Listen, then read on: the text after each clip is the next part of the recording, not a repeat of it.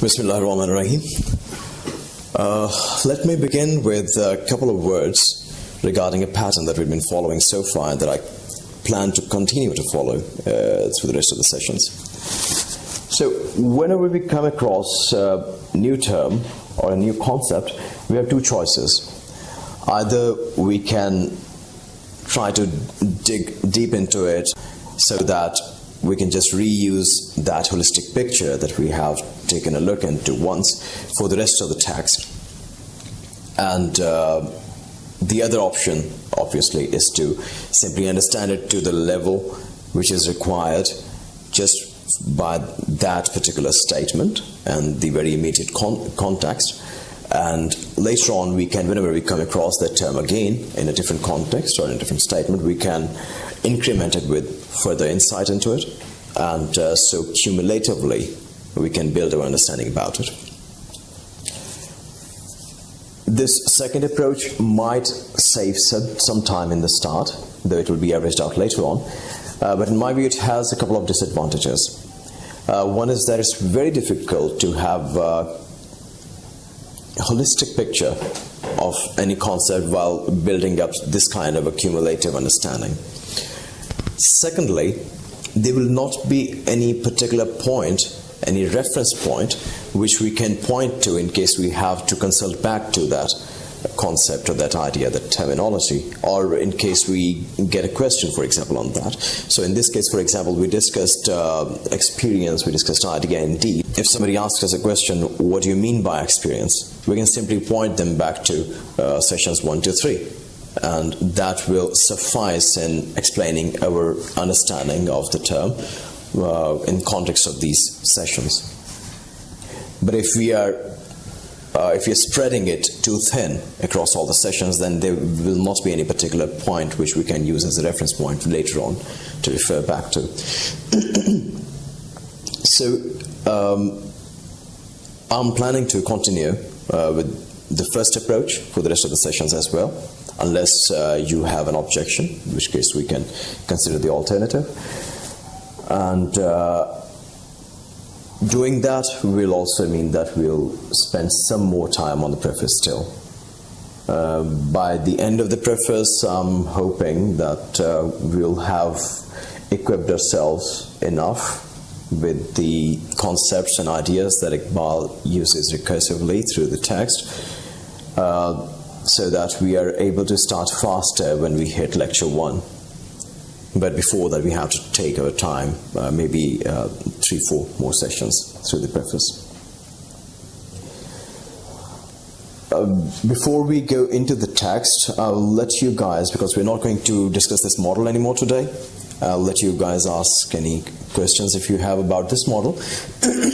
Just before that, let me very briefly respond to some of the questions that I received after the last session. Most of the questions which I received were very valid and very justified in their claims, but maybe not so much in the appreciation of this model or any model for that matter. So, for example, it might be easier to put it in context. For example, one question, and a very valid question, was that how come deed can be without idea? Particularly for the given definition of deed that we have settled upon, which is a deed is a purposeful activity.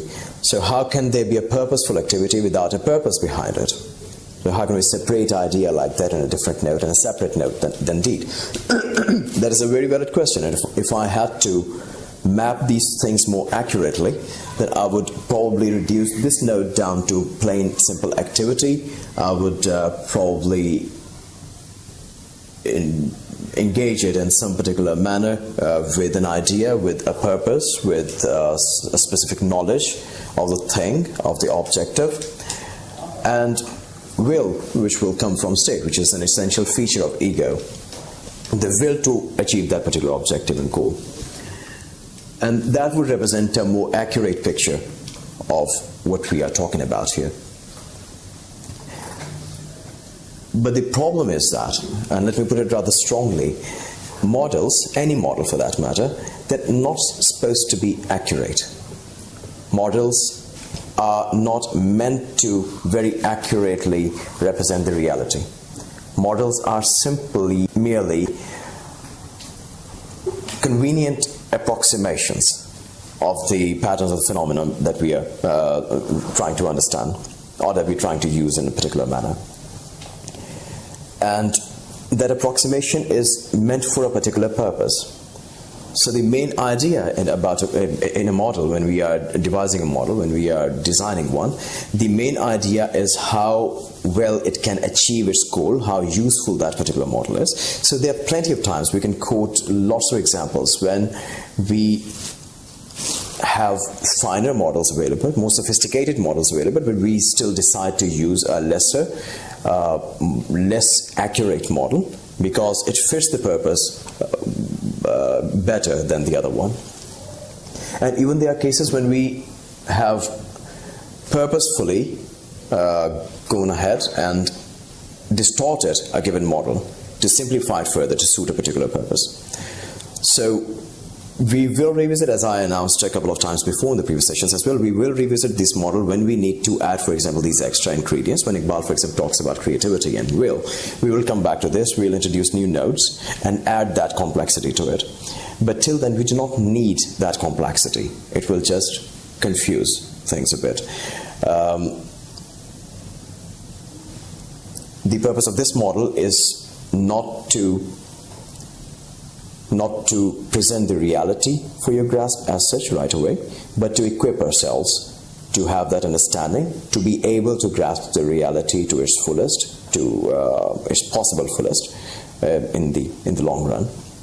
Right. So for now, we are going to just keep it this way for another couple of sessions, and after that we will revisit it for further refinement. Any questions on this or any opinions that you want to share, and then we can move ahead with the text. Okay, well enough. So the first statement that we studied was Quran is a book which emphasizes deed rather than idea. We have spent enough time on that. The next statement, I would quote, Iqbal says, there are, however, men to whom it's not possible organically to assimilate an alien universe by reliving as a vital process that special type of inner experience on which religious faith ultimately rests. Quite a lot going on there. As I said the last time, this is probably the statement where a casual reader would just put the book away and never bother again. So I would just try to separate a few parts that we can discuss later on. So first of all, he's talking about a group of people who are not able to undergo a specific, special type of inner experience, and through that who are not able to assimilate an alien universe. We have to see what assimilating an alien universe is, which alien universe he's talking about, which experience he's talking about, and what are those group of people who are incapable to have that experience. Then he uses words like vital process of inner experience. So what is the vital process? What is vital about that? Reliving of that experience, that is a peculiar term that Iqbal is using here, so we have to discuss that a bit. And then the claim that the religious faith rests on a special type of inner experience, we will just touch upon that very briefly. Alright, so we have already seen that faith and experience, they are quite closely related.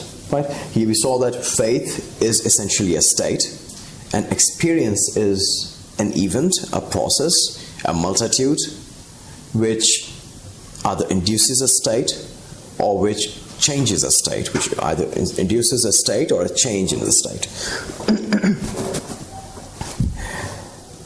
The relationship between experience and faith is very, very obvious, and is very solid. Nothing can give you the level of certitude that experience does of a thing. So we saw the example last time that people who are bit by a dog in their childhood, for example, they spend all their entire lives, most of them, fearing dogs and hating them. You cannot really deny what you have experienced. But experiencing something, it gives us immensely higher level of certitude and conviction than merely reading about something and description of something does. Similarly, the lack of experience in something, or when something comes in conflict with our experience, we find it very hard to believe. For example, in philosophy, the skeptic systems of philosophy, despite having their very intricate and very sophisticated lines of arguments, they fail to impress people. People find them absurd, mostly because it comes in conflict with their everyday experience. So experience and faith, they have very obvious, very visible relationship to each other. Experience is one of the strongest foundations for faith. And it brings faith to life. It persists for the rest of our lives when we have experienced something. Only a different kind of experience, mostly, can change that. Nothing else. And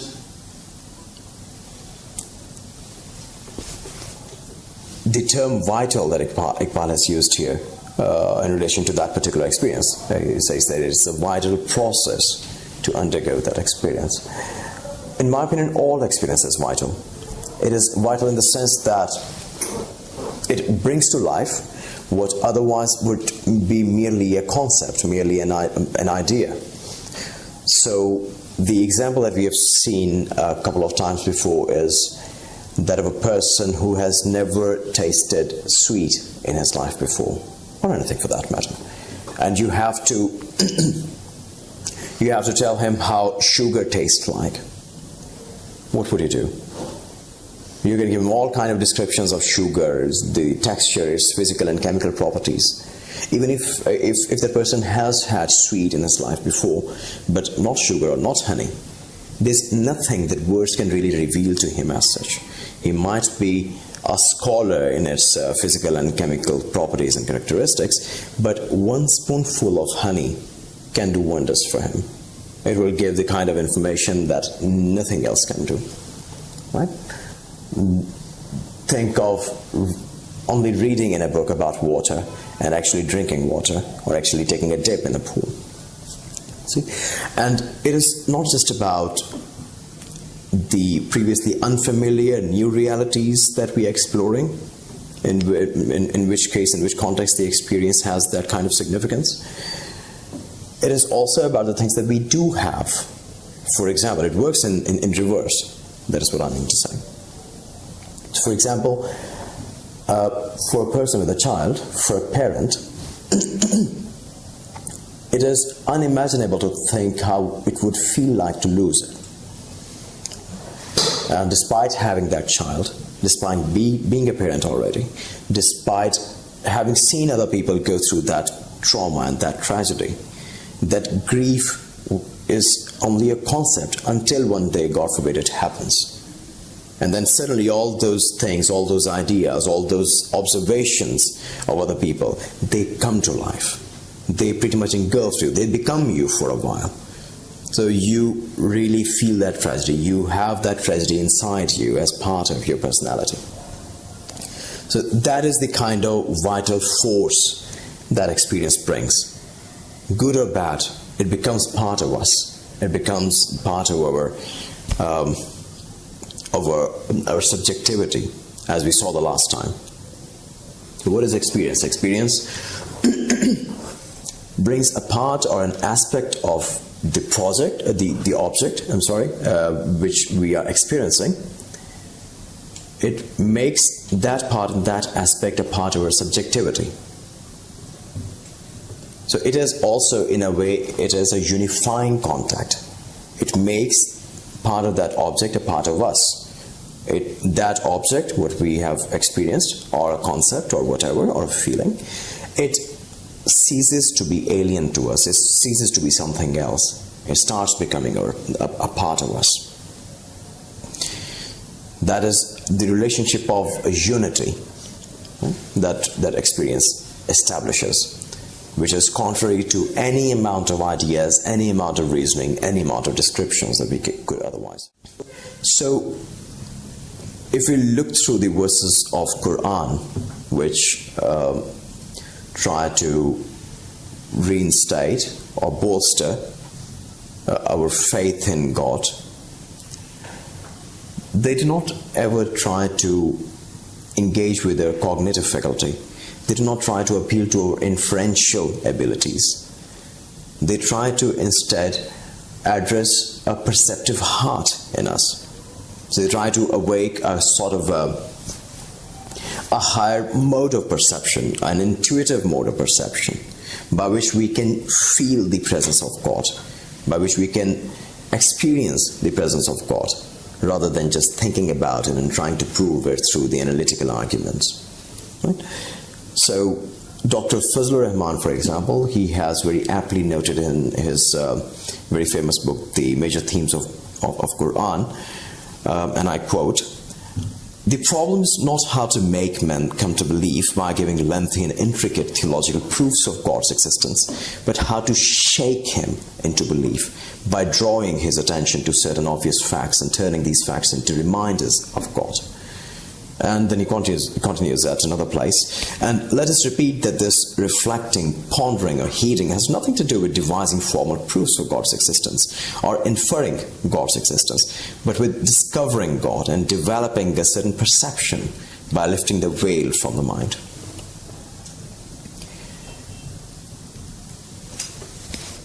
So we can present many different verses to exemplify this particular approach of Quran.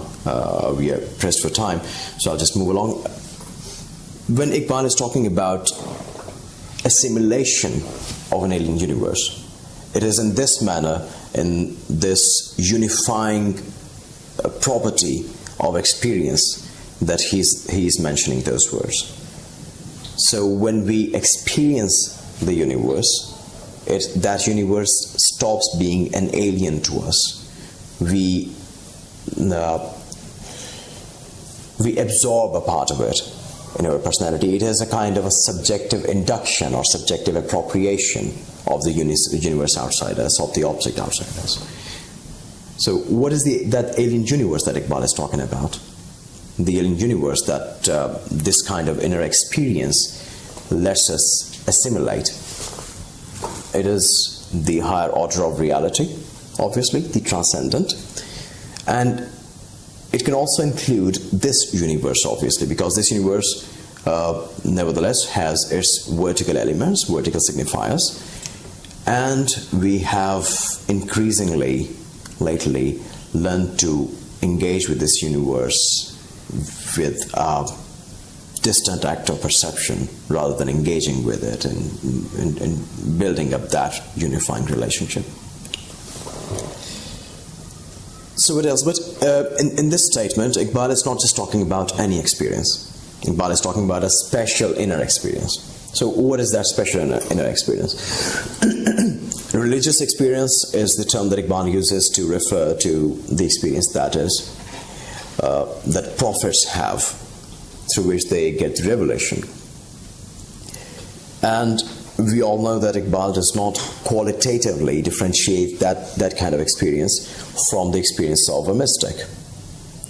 This is also what has subjected Iqbal to a very severe sort of criticism, and we'll get to that in due course. But Iqbal does not differentiate between the two. So he's referring to that. The religious experience, it also has, other than having its significance for our faith, it also has its intellectual significance and philosophical significance. So it is ultimately the whole body of religion, the whole doctrine of religion, it depends on that one religious experience, that series of religious experience that the Prophet has had, or its equivalent in different religions. Right? If you disprove that experience, or if you disprove the human capability of having such an experience, again, given that Iqbal does not differentiate between the mystic and prophetic experience. So disprove the capability of having such an experience by human beings, and you disprove religion on pretty solid grounds. the only escape might be to then show that Prophet's experience is organically different from that of an ordinary person. But still, that might not really redeem religion from the suspicion, particularly given that there are some psychological disorders as well, and certain psychological conditions in which people tend to claim to have the same kind of higher orders of consciousness. Then he's talking about the lack of capability. Now, one thing to look out for in the rest of the text is whether Iqbal actually believes that there are these people who are organically incapable of undergoing that sort of experience, who are by birth not bestowed with that capability to have such a contact with the higher reality. Right?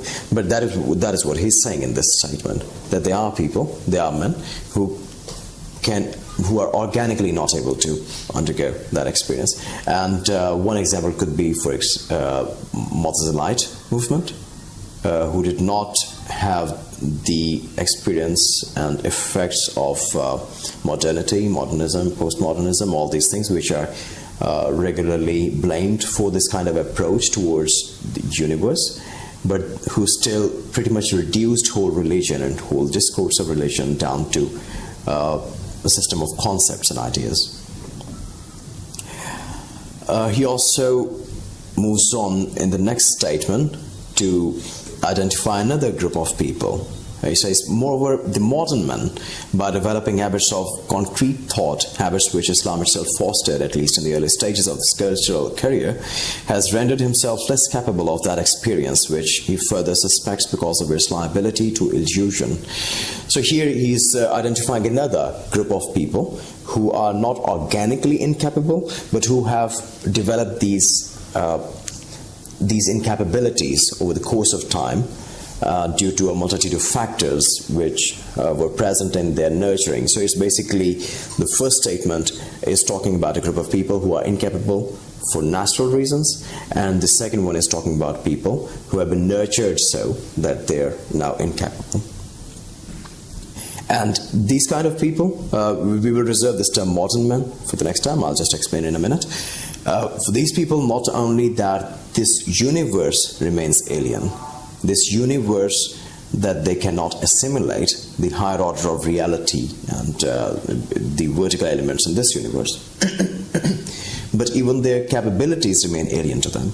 So at another place, in lecture 2, Iqbal says, in our constant pursuit after external things, we weave a kind of veil around the appreciative self, which thus becomes completely alien to us.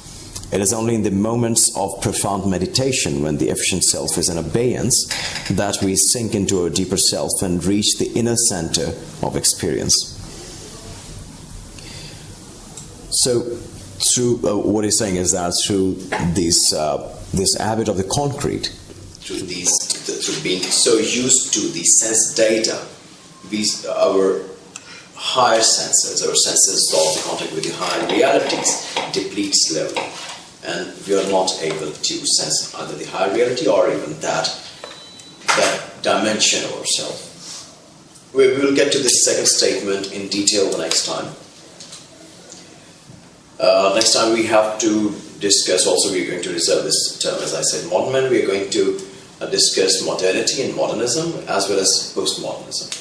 Inshallah, modernism, because it is claimed that Iqbal's ideas in philosophy, and particularly this Reconstruction of Religious Thought in Islam, these lectures, they are the loudest, clearest, most sophisticated response to the challenge of modernism.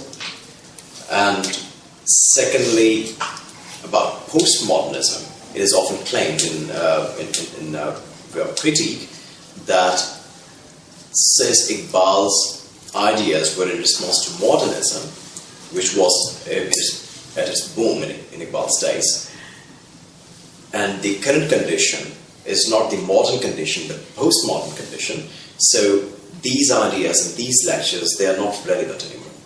So we would also like to understand at least the very basic essential elements of what postmodern condition is, and to be how much is postmodernism relevant today, how much it actually is the condition today, and if so, if partially or fully it is, then whether it renders Iqbal's thoughts irrelevant or we still have some use for them.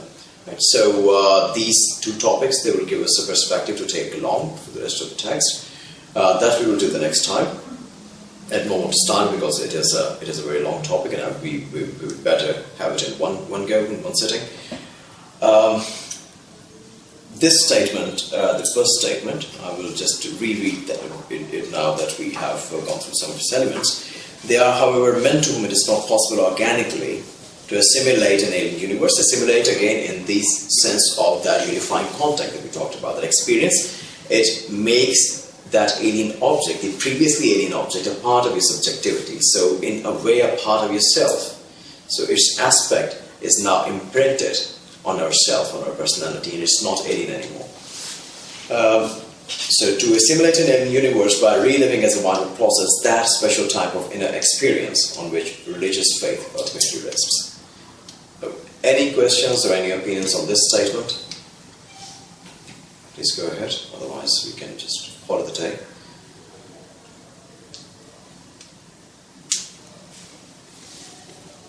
Clear. Alright, thank you so much then. See you guys next time, inshallah. And next time it's going to be a slightly longer session, I'm expecting. And if you guys can go through some fundamentals of what modernity is, the context in which the movement of modernism arose, and what ensued postmodern condition, and what are the fundamentals of postmodern. If you can go through some of these ideas, it will just make it a more useful session next time. Great, thank you very much, guys.